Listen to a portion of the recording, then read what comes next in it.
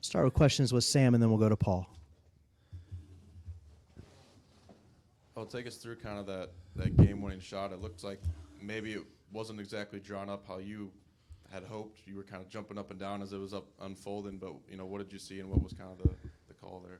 Actually, it was what I was trying to get him to do. I was jumping up down to try to get them to positions on the court that I wanted them, and with them basically just doubling Hub as he came across half court toward the end of the game. It's like going to be one, difficult to get him the ball when he didn't have it in the front court, and I didn't want to risk turning the ball over. Sometimes that's hard. And then the way they were positioned, we just had a little term that we use across the court where use Josh as a decoy and kind of ghost the ball and get Amir going to his right hand. And so it was definitely looking haphazard, but they did what we wanted them to do. I didn't, I can't tell you that I told Amir to bank it in, though.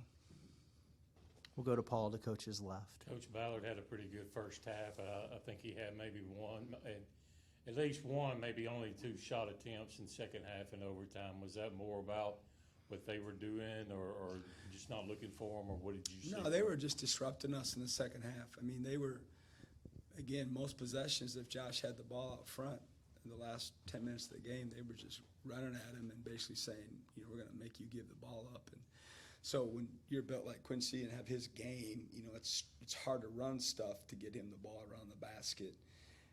So it wasn't anything that he didn't do or did do. It was more just a result of how they were playing us defensively. We'll go to Colin in the middle. Jabari spoke to us about wanting players to take more accountability on the court in situations like they were in the second half. And as things sort of came together, it seemed like they took advantage of the chaos almost and finally started getting some stops. What were you seeing from your angle as things finally started to go your way? Certainly when, down 13 with 5 and some change left, building wasn't jazzed up and deservingly so. It doesn't look good, but what I'm most proud of is we kept fighting and those kids kept fighting, and we got a little bit of momentum, and then the huddles obviously picked up, the crowd picked up. I thought those that were there really helped us the last couple minutes of the game, and then even in overtime, it felt like it was double the actual people in the arena because of how loud they were. But again, coming off the Kansas City weekend, didn't know exactly, where we'd be because that's just the way it goes sometimes. And I thought start of the game pretty good, and then it didn't. It wasn't so good for a long time, for a long stretch of the game. And, I mean, if we can hold our hat on anything, it's that there was zero quit in him. There was zero splintering. There was a lot of energy in the huddles. There was a lot of, encouragement with one another. And in the end of the day, they just scratched, clawed, and just found a way to get themselves back in the game. We'll go to Jacob to coach's right. Coach Amir's been battling for minutes, all year. How good was it for you to see him get 16 points, and how big was that for your team to have him have that much production tonight?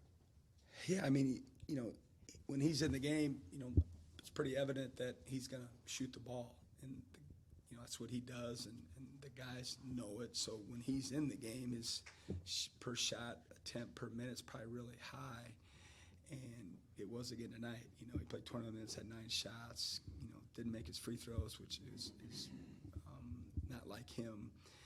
And we trusted him down the stretch. He was in there in some pivotal moments, and he came up big for us. I think he really read the defense a couple times when they were doubling Josh, and he slipped there to the basket and got a couple dunks that were big plays for us as well.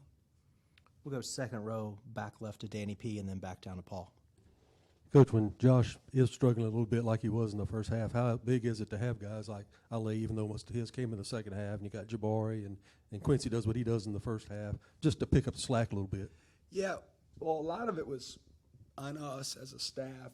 We went back and forth a lot about matchups, and we chose to put Hub on 22, who is just constant activity. Like, he moves without the ball as well as anyone that I've seen in a long, long time. I mean, he is constant motion, and they run a ton of stuff for him, and they have longer sets, and a lot of them have to do with him starting in one corner of the court, coming off a stagger, and then ghosting a ball screen, and then getting a stagger back toward the court, and he rarely stops moving. If you really just go watch him, it's pretty impressive. So we knew, that could be an issue with Josh wearing him out, and so that's was on us. We put him on him because of a lot of different reasons.